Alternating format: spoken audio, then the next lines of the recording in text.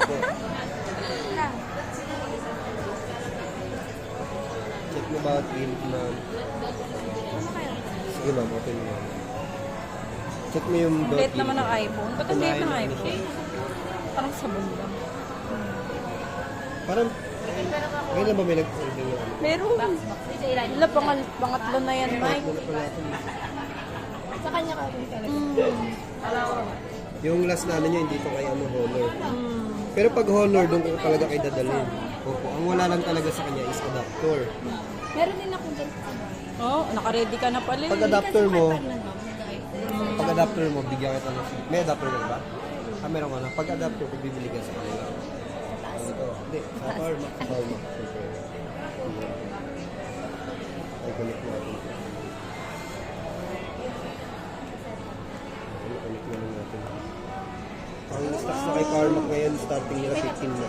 Okay, wait na natin. Ay. Kailangan naka. Not na.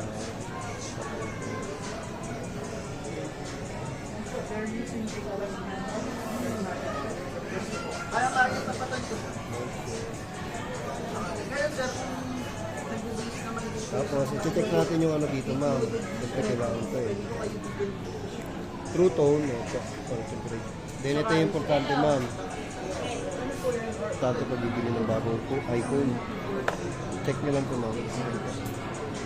Serial number, DQ, W, Mike, GC. pag magkaiba nang mangyayari. Yes. Usually kasi ganun yung nangyayari sa Green Hills, ma'am. Ano? Fake. Iba yung ano, napalitan mo ano, iba na yung serial. GC 5F. Tapos yung model number.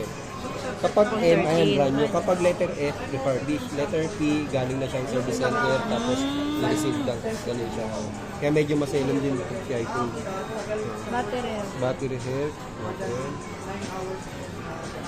Ay, 99%. Hindi, 100%. Kasi ano sir, yung Siya may kita. Patuloy tayo na about phone.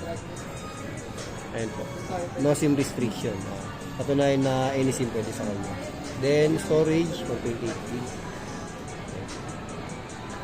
Yan. Sige ma'am, check mo na ma'am.